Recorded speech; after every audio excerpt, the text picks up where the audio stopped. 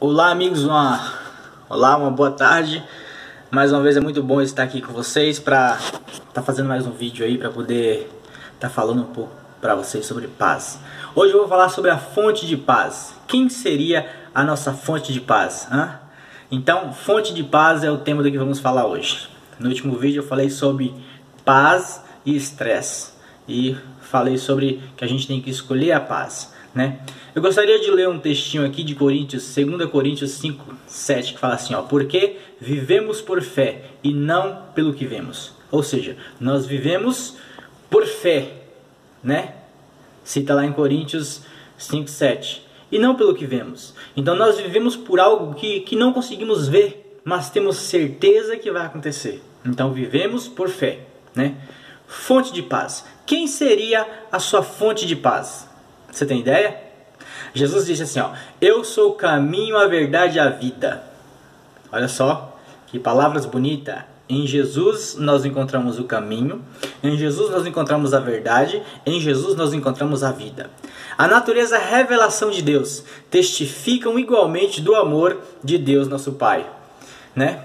Nosso Pai Celestial é a fonte da vida. Jesus é a fonte da vida, da sabedoria e do gozo, da alegria, né? Contemple as maravilhosas e belas, né, obras da natureza. Medite na sua magnífica adaptação às necessidades e à felicidade, não só do homem, mas de todas as criaturas viventes. Então em Deus está isso aí. Eu vou ler um pedacinho de um trecho aqui para vocês verem, né? O sol e a chuva, que alegram e refrescam a terra, os montes, os mares, as planícies, tudo nos fala do amor do Criador. É Deus quem supre as necessidades diárias de todas as suas criaturas. Como disse o salmista em suas belas palavras, os olhos de todos esperam em ti, abres a tua mão e tu lhes dás o seu mantimento e a seu tempo. O mantimento vem a seu tempo, né? E satisfazes os desejos de todos os viventes. Isso está lá em Salmos 145, 15, 16. Ok? Então nós vemos que Deus é magnífico. Ele se preocupa com todas as suas criaturas, né? Ele está preocupado com todos. Desde a formiguinha, desde a lagartixa, que nem a gente vê lá em Provérbios, ele falando sobre a formiguinha como trabalha, falando sobre o gafanhoto, falando sobre a lagartixa, que é um bichinho manso e não faz nada e consegue morar lá nos palácios, né? Então a gente vê aí o quanto Deus nos conhece, o quanto Ele se preocupa com cada um de nós, né? Deus fez o homem perfeitamente santo e feliz, e a bela terra, quando saiu das mãos do Criador, não tinha sinal de decadência nem sombra de maldição. Foi a transgressão da lei de Deus, a lei do amor, que trouxe sofrimento e morte. Assim mesmo, em meio ao sofrimento que resulta do pecado, o amor de Deus é revelado. Está escrito que Deus amaldiçoou a terra por causa do homem. Lá em Gênesis 3:17 está escrito isso aí.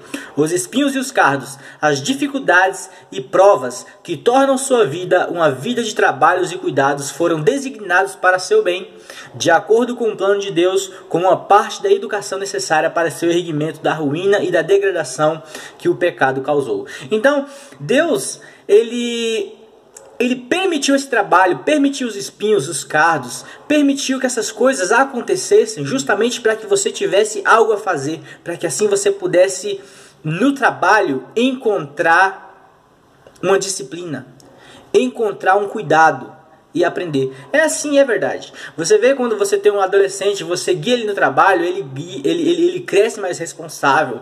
Se você tem um filho, você ensina as atividades de casa, ele se torna mais responsável. Agora quando você deixa ele, a banda voou, ele fica desleixado.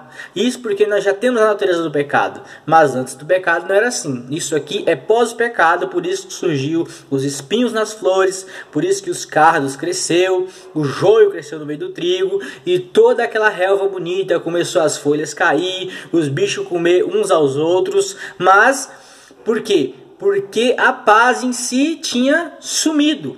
Mas a paz no nosso Senhor nunca sumiu, né?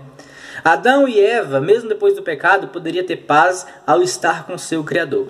E Deus jamais fechou as portas, né? Deus não habita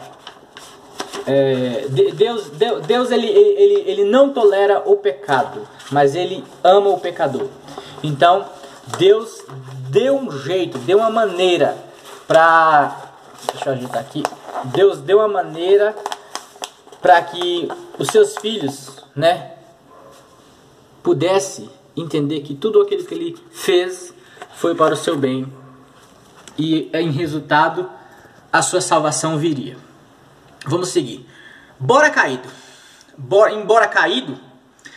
não é só tristeza e miséria. Embora você esteja caído, não é só tristeza e miséria. Na própria natureza há mensagem de esperança e conforto. Os cardos produzem flores e os espinhos estão ocultos pelas rosas. As rosas estão ali bonitas, mas ali tem os espinhos, né? Mas as rosas estão ali, ou seja, a beleza está ali apesar dos espinhos. Deus é amor. Está escrito em cada botão entrenebeado sobre cada haste da erva que nasce.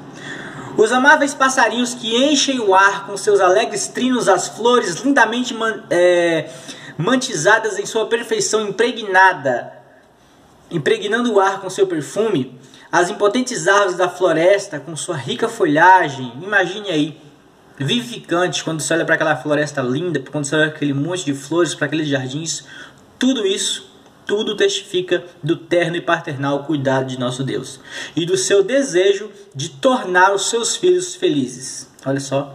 Então, nesses detalhes, é um desejo de Deus de tornar seus filhos felizes. A palavra de Deus revela seu caráter. Ele mesmo declarou seu infinito amor e piedade quando Moisés orou, né? Quando Moisés orou, ele disse: rogo-te que me mostres a tua glória. Está lá em Êxodo 33, 18, 19. Moisés orou isso aí.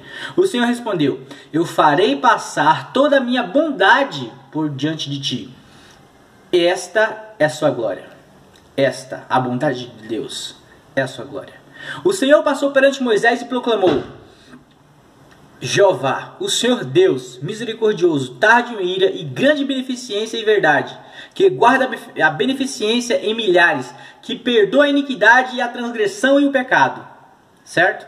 Está lá em Êxodo 34, 6 e 7. Ele é longânimo e grande em beneficência. Está lá em Jonas 4, 2. Porque tem prazer na benignidade.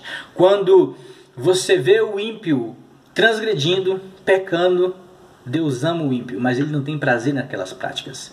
Mas Deus tem prazer na benignidade, na bondade. Deus tem prazer nisso aí. Deus uniu nossos corações a si, né? Por inúmeras provas no céu e na terra. Por meio das coisas da natureza e dos mais profundos e ternos laços terrestres que o coração humano pode conhecer. Ele tem procurado revelar-se a nós. Olha só.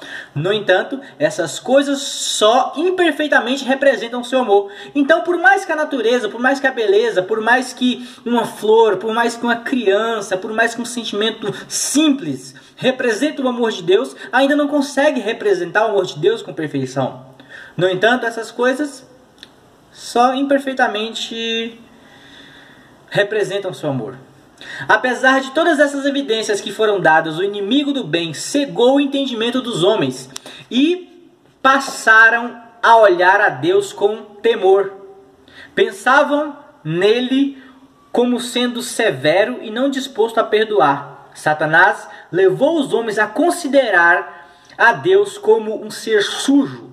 Principal atributo é a justiça implacável. Como um juiz severo e um credor estrito e sem compaixão, retratou a Deus como um ser que está vigiando com desconfiança para encontrar os erros e faltas dos homens, a fim de castigá-los com seus juízos. Olha que coisa terrível. Nós sabemos que Deus não é assim. Se você ler a sua palavra, você vai descobrir que Deus é amor. Você vai descobrir que Deus te ama. Você vai descobrir que Deus amou o mundo de tal maneira que deu seu Filho unigênito para que todo aquele que nele crê não pereça, mas tenha a vida eterna. O tempo inteiro Deus veio protegendo o seu povo. Deus protegeu o seu povo ali no dilúvio. Deus protegeu o seu povo ali através dos descendentes de Abraão, mostrando para eles o caminho, mostrando para eles a herança, mostrando para eles que faria deles uma grande nação e queria separar eles como um povo escolhido, ajuntaria debaixo de suas asas como uma galinha faz com seus pintinhos. Protegeu o povo de Israel do sol, da chuva, do frio, do calor. E Deus deu para eles o seu pão. Irmãos, nós vamos dar uma paradinha por aqui, meus amigos. E depois vamos continuar em outro vídeo. Esse vídeo eu vou fazer em 2 ou 3 partes, mas estamos falando sobre a fonte de paz. A fonte de paz está no nosso Senhor. Tudo bem? Eu vou parar por aqui porque eu tenho que dar uma saída, o vídeo vai ficar muito longo. Mas um abraço e continue no outro. Então, paramos por aqui. Aonde o homem olha para Deus como alguém severo, sendo que ele não é. Como alguém que impõe as leis para ver se eles conseguem fazer, e quando não conseguem, eles punem com seu juízo. E a pessoa de Deus não faz isso. A pessoa de Deus é maravilhosa. A pessoa de Deus é a fonte de paz, é a fonte da vida. E nós precisamos amar esse Deus e entender o que Ele fez por cada um de nós. Ok? Então eu vou encerrar aqui por agora. Dê o seu joinha aí nesse vídeo. Curte, entenda o que eu estou tentando passar. Vamos fazer mais vídeos desta maneira e eu quero passar um entendimento diferenciado para vocês, onde você possa abrir sua cabeça e descobrir a amplitude do amor de Deus e entender que enquanto o nosso mundo está em guerra, o Senhor quer que nós estejamos em paz, confiando nele, que tudo coopera para o bem daqueles que amam a Deus. Então, assista a continuação desse vídeo, ok? Deixa seu comentário aí se você gostou, se você não gostou, e um abraço e se inscreve no canal. Amém.